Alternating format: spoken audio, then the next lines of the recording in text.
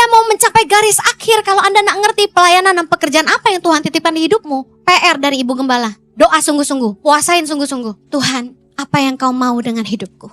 Tuhan mungkin tidak bicara dengan suara menggelegar di telingamu. Tapi tiba-tiba Tuhan ketemukan kamu dengan orang-orang yang membuka matamu bahwa kamu harus melayani di situ. Hati yang diberi beban sama Tuhan. Ada damai sejahtera mengerjakannya. Mungkin pelayanan penjara. Mungkin di marketplace. Bagaimana Anda harus jadi garam dan terang.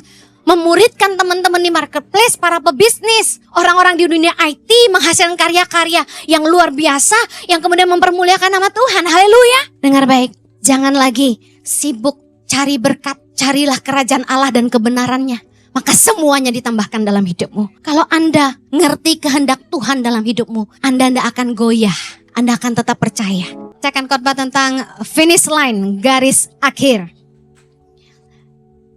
Kadang dalam hidup kita mulai kelelahan dengan apa yang kita kerjakan dan harapan kita mulai goyang. Tapi Rasul Paulus mengingatkan kita dalam Kisah Rasul 20 ayat 24 dikatakan begini. Tetapi aku tidak menghiraukan nyawaku sedikit pun. Asal saja aku dapat mencapai garis akhir dan menyelesaikan pelayanan yang ditugaskan oleh Tuhan Yesus kepadaku. Untuk memberi kesaksian tentang Injil kasih karunia Allah. Bapak Ibu, Rasul Paulus mengingatkan supaya kita jangan menyerah. Kita harus selesai mencapai garis akhir, finish line setiap kita. Nah, apa yang jadi garis akhir kita adalah menyelesaikan pelayanan dan pekerjaan yang Tuhan percayakan dalam hidup kita. Katakan amin. Supaya di akhir hidup kita dapat berkata seperti Rasul Paulus dalam 2 Timotius 4 ayat yang ke-7. Aku telah mengakhiri pertandingan yang baik. Aku telah mencapai garis akhir dan aku telah memelihara iman. Yang rindu katakan itu amin. Bapak Ibu, menyelesaikan pelayanan pekerjaan yang Bapa percayakan juga menjadi finish line bagi Yesus. Kita lihat dalam Yohanes 17 ayat yang keempat. Kita baca sama-sama. Aku telah mempermuliakan engkau di bumi dengan jalan menyelesaikan pekerjaan yang engkau berikan kepadaku untuk melakukannya. Bapak Ibu dengar baik, hidup kita di dunia ini adalah kesempatan untuk mengerjakan kehendak Tuhan. Katakan amin. Apa yang jadi kehendak Tuhan dalam hidupmu? Apakah pekerjaan atau pelayanan yang Tuhan percayakan di hidupmu? Di dalam Efesus 2 ayat yang ke-10 dibilang begini. Karena kita ini buatan Allah, diciptakan dalam Kristus Yesus untuk melakukan pekerjaan baik yang dipersiapkan Allah sebelumnya. Ia mau supaya kita hidup di dalamnya. Pekerjaan baik apa yang Tuhan sudah persiapkan bagi Anda? Pekerjaan baik apa? Pelayanan apa yang Tuhan percayakan di hidupmu? Berapa banyak saudara yang tahu? Angkat tangan. Yang sudah tahu pekerjaan baik atau pelayanan yang Tuhan percayakan dalam hidupmu, angkat tangan. Tidak banyak. Bapak Ibu, pertama kali saya dipanggil Tuhan pulang ke Indonesia untuk melayani, tawaran banyak datang kepada suami saya untuk menggembalakan gereja. Menjadi youth pastor di gereja besar, jadi wakil gembala, jadi gembala di gereja-gereja. Saya bilang sama Pastor Jojo, no. Kita harus duduk doa, gumulkan sungguh-sungguh. Yang kita harus cari tahu adalah apa tujuan Tuhan ajak kita pulang ke Indonesia. Apa panggilan Tuhan, apa kehendak Tuhan dalam hidup kita. Kalau kita nggak ngerti apa pekerjaan baik yang Tuhan sudah persiapkan bagi kita sebelumnya, kita akan gagal menghidupi tujuan Tuhan di hidup kita. Karena Ia mau kita menghidupinya, kata firman Tuhan. Jadi bagaimana kita bisa menghidupinya kalau kita nggak tahu apa pekerjaan baik, pelayanan yang Tuhan percayakan. Jadi yang Anda harus lakukan adalah begini. Berhenti doa, cari berkat. Berdoa, minta hikmat. Tuhan, apa yang Tuhan mau dengan hidupku? Amin. Saya gumulkan itu Bapak Ibu. Waktu saya pulang ke Indonesia, saya gak doa yang lain. Saya minta Tuhan bicara buat saya. Apa yang Tuhan mau dengan hidup saya. Dan akhirnya Tuhan bicara. Heni, apa yang paling dibutuhkan oleh orang miskin? Saya jawab, makanan atau uang? Tuhan bilang enggak. Yang dibutuhkan orang miskin adalah keluar dari kemiskinan. Dan kamu harus bantu mereka keluar dari kemiskinan. Dan saya masih tanya sama Tuhan, Tuhan apa yang saya harus lakukan untuk mengeluarkan orang dari kemiskinan? Dan Tuhan jawab, kasih mereka keterampilan. Supaya dengan keterampilan itu mereka bisa mendapat pekerjaan yang lebih baik, mendapat penghasilan yang lebih baik, dan bisa memberikan kehidupan yang lebih baik bagi keluarga mereka. Tolong mereka keluar dari kemiskinan. Itu jadi visi yang Tuhan taruh di hidup saya. 2019 akhir, Tuhan bilang gini sama saya, Henny, apa yang kamu mau lahirkan buat Indonesia? Saya jawab, pemimpin Tuhan. Kenapa? Setelah saya keliling Indonesia belasan tahun dan menolong anak-anak di pedalaman, saya ketemu satu alasan kenapa Indonesia miskin dan terbelakang. Karena pemimpinnya. Kita ini punya 38 provinsi hari ini di Indonesia. Percayakah Anda kalau setiap provinsi dipimpin oleh pemimpin yang takut akan Tuhan, mencintai rakyat, cerdas dan berintegritas, maju gak daerahnya? Pasti maju. Tuhan kasih visi itu, lahirkan 1000 pemimpin bagi Indonesia, bangun 10 sekolah berasrama di Indonesia. Saya kasih tahu, sejak saya ngerti panggilan Tuhan dalam hidup saya, sejak saya ngerti pelayanan dan pekerjaan yang Tuhan titipkan di hidup saya, pekerjaan baik yang Dia persiapkan sebelumnya, saya jadi lebih fokus, saya lebih tajam, hidup saya jadi lebih efektif. Saya nggak lihat kanan kiri, tawaran kanan kiri saya nggak terganggu. Dan yang paling penting ini, hidup saya berbuah. Anda bisa lihat buah dari hidup saya? Anda mau hidup Anda berbuah?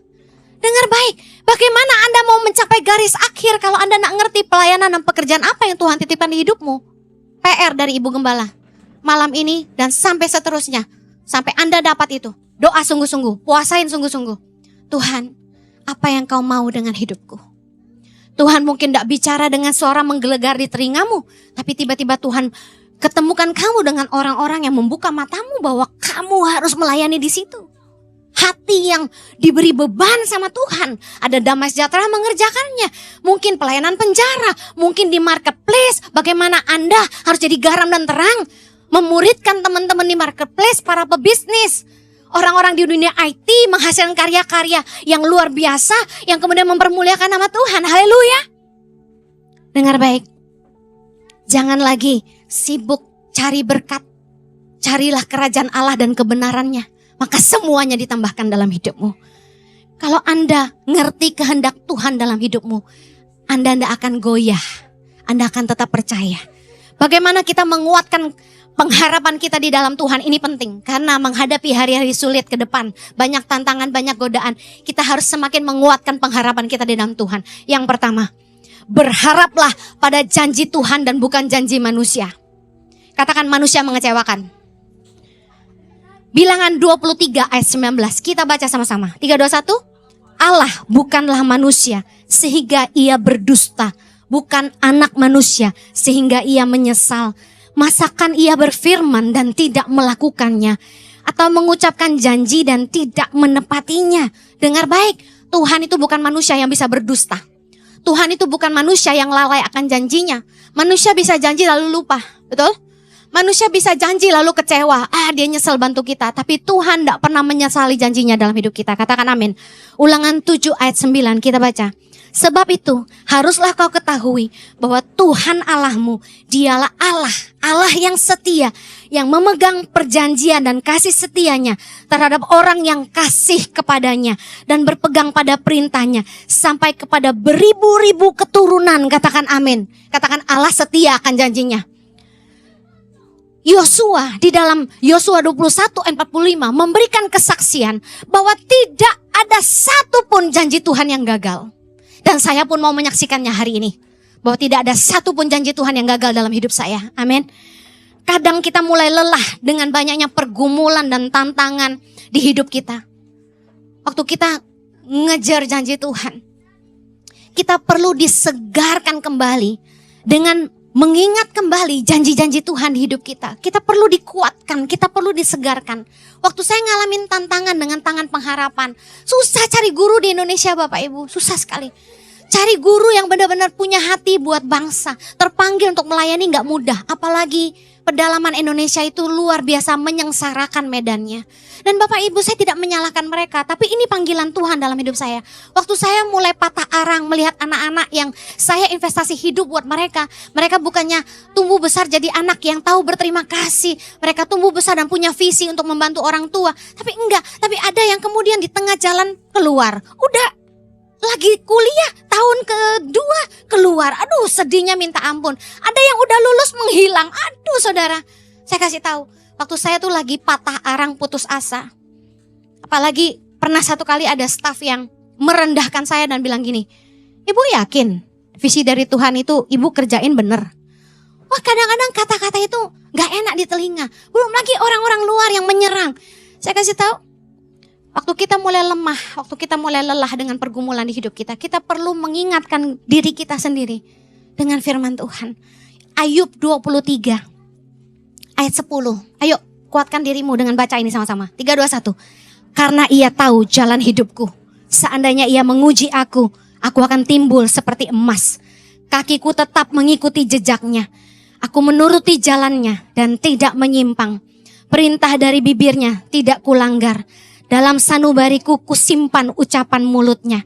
Tetapi ia tidak pernah berubah. Siapa dapat menghalangi dia? Apa yang dikehendakinya dilaksanakannya juga. Ayat 14 sama-sama. Karena ia akan menyelesaikan apa yang ditetapkan atasku. Dan banyak lagi hal yang serupa itu dimaksudkannya. Katakan amin. Mungkin Anda lupa sama janji Tuhan. Tapi Tuhan tidak pernah lupa. Dan dia akan menyelesaikan apa yang ditetapkannya atas kita.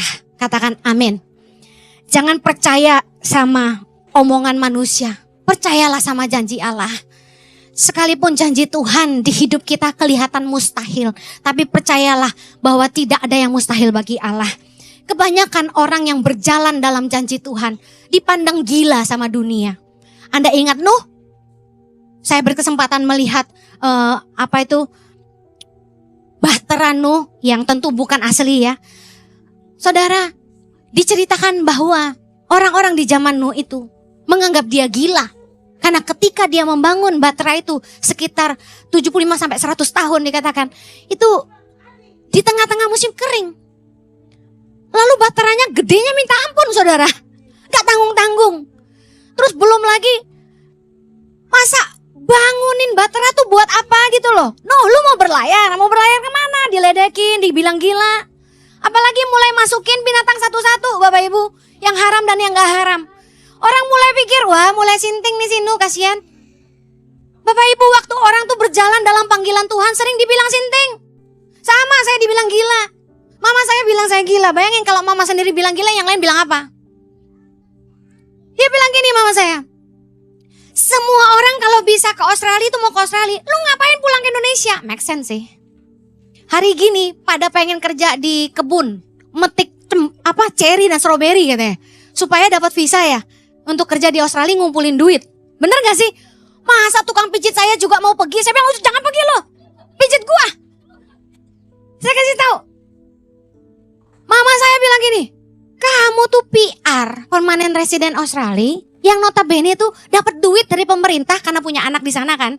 Tiap 2 minggu tuh dapat sekitar hampir $400. Lumayan ya Bapak Ibu ya. Lumayan. Gak usah kerja lagi. Terus udah gitu.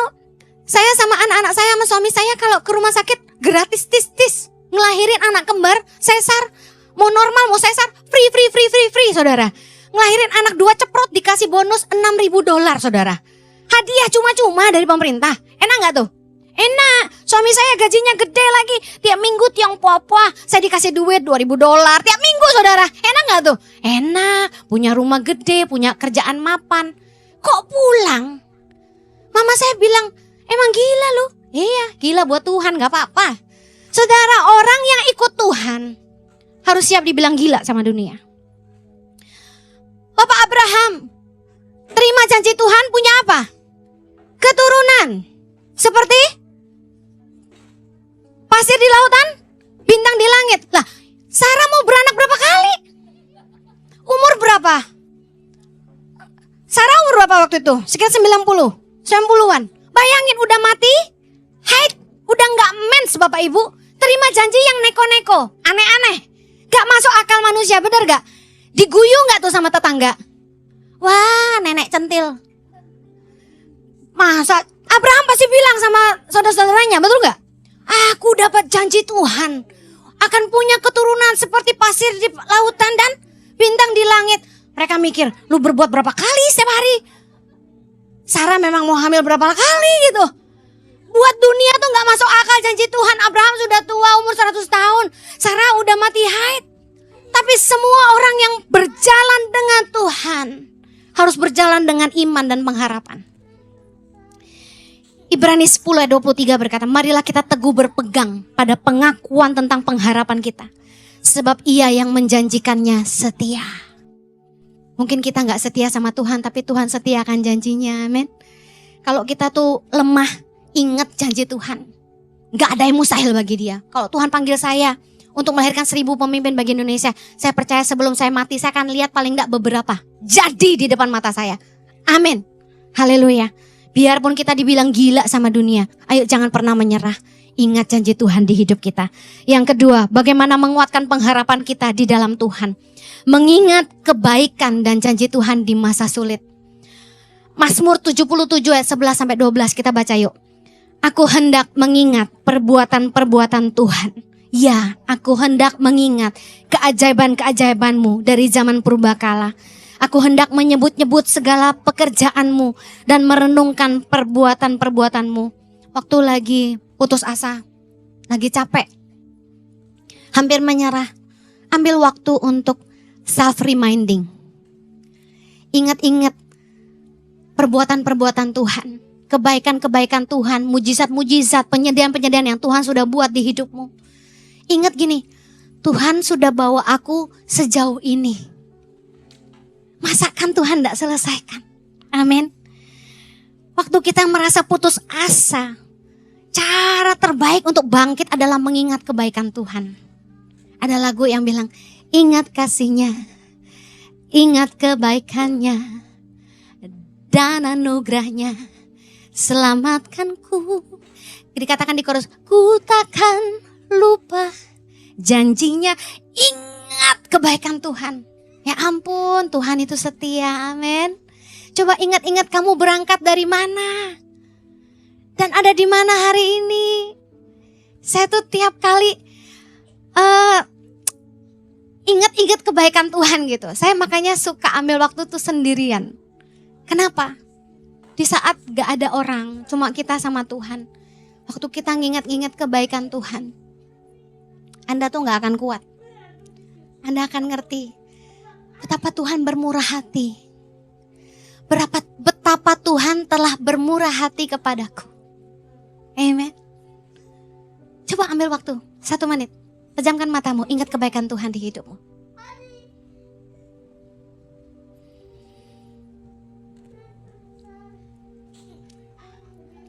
Katakan terima kasih Tuhan. Engkau telah membawa aku sejauh ini. Mazmur 103. Raja Daud berkata, pujilah Tuhan, hai jiwaku. Pujilah namanya yang kudus, hai segenap hatinku. Ayat kedua, pujilah Tuhan, hai jiwaku. Dan janganlah lupakan segala kebaikannya. Amin. Anda kalau lagi lemah, ambil waktu ingat kebaikan Tuhan. Kita ada di mana hari ini kalau bukan karena Tuhan? Kita bisa apa kalau bukan karena Tuhan? Berapa banyak yang pernah melewati maut di hidupmu? Dan kamu masih hidup sampai hari ini. Saya lihat beberapa tangan. Wow, katakan Tuhan telah bermurah hati kepadaku. Jangan sia-siakan kesempatan yang Tuhan berikan. Mungkin dalam perjalanan hidup mengikut Tuhan, Anda pernah jatuh dan gagal. Ada yang pernah jatuh dan gagal? Saya angkat tangan. Percayalah, kita tuh punya Bapa yang baik. Bapa yang maha pengampun dan pemurah. Bapa yang mengajar kita untuk tidak menghakimi, tapi mengampuni. Bapa yang menyadarkan kita bahwa kita lemah dan butuh Dia. Mazmur 103, saya pengen kita baca ayat ke-8 dan sampai 13. Yuk, kuatkan hatimu. 3, 2, 1. Tuhan adalah penyayang dan pengasih, panjang sabar dan berlimpah kasih setia. Tidak selalu Ia menuntut dan tidak untuk selama-lamanya Ia mendendam. Tidak dilakukannya kepada kita setimpal dengan dosa kita. Dan tidak dibalasnya kepada kita setimpal dengan kesalahan kita. Tetapi setinggi langit di atas bumi, demikian besarnya kasih setianya atas orang-orang yang takut akan Dia. Sejauh timur dari barat, demikian dijauhkannya daripada kita pelanggaran kita. Seperti Bapa sayang kepada anak-anaknya, demikian Tuhan sayang kepada orang-orang yang takut akan Dia. Katakan amin. Dengar baik, mungkin waktu dalam perjalanan ngikut Tuhan, bahkan mungkin di tahun ini Anda gagal, Anda jatuh. Dengar, jangan menyerah. Saya pernah gagal. Di perjalanan hidup saya gagal banyak. Bukan cuma sekali, berkali-kali. Waktu saya gagal, saya hampir menyerah. Bukan menyerah sama orang lain, menyerah sama diri sendiri. Kayaknya aku gak bisa deh. Aku gak kuat deh. Kayaknya aku gak layak deh. Tapi Tuhan tuh ngomong gini sama saya. Kalau aku gak pernah menyerah sama kamu, kamu juga gak boleh menyerah sama dirimu sendiri. Amen. If I never give up on you, don't give up on yourself. Yuk bilang sama-sama, Tuhan gak pernah menyerah sama saya. Saya gak boleh menyerah sama diri saya sendiri. Firman Tuhan berkata dalam Amsal 24 ayat 16. Sebab 7 kali orang benar jatuh, namun ia bangun kembali. Tapi orang fasik akan roboh dalam bencana. Yuk, jangan lemah. Ingat perbuatan-perbuatan Tuhan. Dan percayalah bahwa kita punya Bapa yang baik, yang selalu mengulurkan tangannya untuk kita bangkit kembali. Yang mau katakan amin. Yang terakhir, bagaimana menguatkan pengharapan kita di dalam Tuhan. Be driven by eternity. Miliki pengharapan akan kehidupan kekal. Yohanes 14 ayat yang ketiga berkata, dan apabila aku telah pergi ke situ dan telah menyediakan tempat bagimu, aku akan datang kembali dan membawa kamu ke tempatku, supaya di tempat di mana aku berada, kamu pun berada. Yesus menjanjikan tempat bagi kita di rumah Bapa. Waktu saya berjuang dengan iman saya. Kalau kita ngelihat upah di dunia, kita kecewa, dapat apa sih? Tapi kalau kita tuh percaya gini, ada upah di kekekalan yang menanti saya. Saya tuh jadi semangat dan mulai hati-hati dengan hidup saya. Bayangin gini, kita kalau bikin dosa, emang siapa yang tahu? Gak ada yang tahu. Anda bisa tutupin dari pasanganmu, Anda bisa tutupin dari pemimpinmu, Anda bisa tutupin dari temanmu, dari anakmu. Yang tahu ketika Anda jatuh itu Anda dan Tuhan. Tapi apa yang membuat kita terus bangkit lagi? Apa yang membuat kita tetap semangat? Apa yang bikin kita berintegritas? Apa yang menghentikan kita dari tidak mencuri? Adalah karena kita takut akan Tuhan. Adalah karena kita tahu. Manusia gak tahu tapi Tuhan tahu. Orang yang driven, dipimpin, didrive oleh kekekalan, gak cari upah di bumi. Dia kerja sungguh-sungguh buat Tuhan, pelayanan sungguh-sungguh untuk Tuhan, nabur untuk Tuhan. Bukan karena lihat manusia, tapi karena percaya ada upah yang menanti di kekekalan nanti. Amin. Dalam banyak ayat, Yesus mengajarkan tentang menanti kekekalan. Dalam Matius 3:16, setiap orang yang percaya kepadanya tidak binasa, melainkan beroleh hidup yang kekal. Apa yang membuat kita percaya? Karena kita yakin upah dari orang yang percaya adalah kehidupan kekal. Yohanes 6 ayat 27. Bekerjalah bukan untuk makanan yang dapat binasa, melainkan untuk makanan yang bertahan sampai kehidupan kekal. Bagi orang dunia, nabur itu kebodohan. Melayani gak dibayar itu kebodohan. Tapi bagi kita yang mengerti firman Tuhan, apa yang Yesus katakan, bekerjalah untuk makanan yang tidak dapat binasa. Kita menabur, kita pelayanan, kita tahu upahnya di kekekalan. Amin. Bapak Ibu, dalam Lukas 12 ayat 33, Yesus berkata, jualah segala milikmu dan berikanlah sedekah. Buatlah bagimu pundi-pundi yang tidak dapat menjadi tua, suatu harta di sorga yang tidak akan habis. Waktu kita nabur, kita gak cari upahnya di bumi. Saya tahu ada upah yang Tuhan siapkan di bumi dan di sorga buat kita. Saya yakin itu. Bahwa orang yang menabur akan menuai. Tapi jangan pernah ngarep dari orang ketika kamu memberkati. Jangan harap balas budi. Buat saya, apa yang Tuhan bisa balas itu jauh lebih besar daripada apa yang manusia bisa lakukan buat kita. Setuju, katakan amin. Apa artinya sih? Manusia balas kita dengan terima kasih. Tapi kalau Tuhan yang membalasnya bagi kita, upahnya itu di bumi dan di sorga. Katakan amin. Dalam Matius 25, dengan judul perikop penghakiman terakhir, Yesus bilang begini, ayat 45, maka ia akan menjawab mereka, aku berkata kepadamu, sesungguhnya segala sesuatu yang tidak kamu lakukan untuk salah seorang dari yang paling hina ini, kamu tidak melakukannya juga untuk aku. Ayat 46, dan mereka ini akan masuk ke tempat siksaan yang kekal, tapi orang benar ke dalam hidup yang kekal. Saya selalu percaya ada hidup kekal. Yang percaya katakan amin. Satu kali ada teman hamba Tuhan bilang ke saya, Hen, kita lagi nyelidikin hamba-hamba Tuhan bahwa neraka tuh gak ada. Ngawur, saya bilang. Berkali-kali di firman Tuhan, Yesus sendiri mengajarkan tentang api siksaan yang kekal. Bagaimana mungkin mereka bilang neraka gak ada, lalu Yesus datang buat apa? Halo? Salib buat apa? Kenapa Tuhan harus menebus dosa kita? Karena ada neraka, ada siksaan. Karena punya pengharapan akan hidup kekal, kita hidup benar di dalam Tuhan. Karena ada pengharapan akan kehidupan kekal, kita nabur, kita pelayanan gak hitungan. Ada amin? Pemirsa saudara yang yakin ada kehidupan kekal menanti Anda. Saya sih kasih tahu, kalau orang gak punya pengharapan akan hidup kekal, dia akan merasa imannya sia-sia. Ngapain kita melakukan apa yang kita lakukan? Ngapain hari Minggu masih ibadah ke gereja? Ngapain masih kasih perpuluhan? Ngapain masih nolong orang? Saya yakin dengan be driven by eternity, dengan di-drive oleh sebuah penantian akan kehidupan kekal, kita akan makin sungguh-sungguh ikut Tuhan. Saya akhiri. Rasul Paulus dalam 1 Timotius 6 ayat 12 berkata begini, bertandinglah dalam pertandingan iman yang benar dan rebutlah hidup yang kekal. Untuk itulah engkau telah dipanggil dan telah engkau ikrarkan ikrar yang benar di depan banyak saksi. Mari, Rasul Paulus bilang gini, bertandinglah dalam pertandingan iman yang benar dan rebutlah hidup yang kekal. Dalam hidup kita sesulit apapun, sejahat apapun dunia sama kamu, pertahankan imanmu.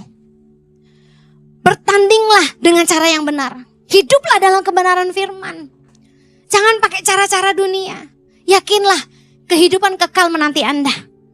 Jangan lagi hidup dalam dosa dan kejahatan. Karena Roma 2 ayat 6 berkata gini, Ia akan membalas setiap orang menurut perbuatannya, yaitu hidup kekal kepada mereka yang dengan tekun berbuat baik, mencari kemuliaan, kehormatan dan ketidakbinasaan, tetapi murka dan geram kepada mereka yang mencari kepentingan sendiri dan tidak taat kepada kebenaran, melainkan taat kepada kelaliman. Saya rindu kita baca 2 Korintus 5 ayat 9 sama-sama. Sebab itu juga kami berusaha, baik kami diam di dalam tubuh ini maupun kami diam di luarnya, supaya kami berkenan kepadanya. Sebab kita semua harus menghadap tahta pengadilan Kristus, supaya setiap orang memperoleh apa yang patut diterimanya sesuai dengan yang dilakukannya dalam hidup ini, baik ataupun jahat. Pastikan kita hidup berkenan kepada Bapa dan bertekun sampai mencapai garis akhir kita, menyelesaikan semua pekerjaan dan pelayanan yang Tuhan percayakan di hidup kita. Jangan menyerah, karena ada upah yang menanti kita. Kalau Anda lemah, ingat baik-baik janji Tuhan dalam hidupmu. Ingat-ingat kebaikan Tuhan, perbuatan-perbuatannya yang nyata dalam hidupmu. Dan yang terakhir, ingat ada upah di kekekalan yang menanti Anda. Amin. Mari baca ayat terakhir sama-sama. Wahyu 3 ayat ke-21. Barang siapa menang, ia akan kududukan bersama-sama dengan aku di atas tahtaku, sebagaimana aku pun telah menang dan duduk bersama-sama dengan Bapakku di atas tahtanya. Berapa banyak Anda yang mau bertanding dan terus sampai menang? Katakan kanan kirimu, jangan menyerah.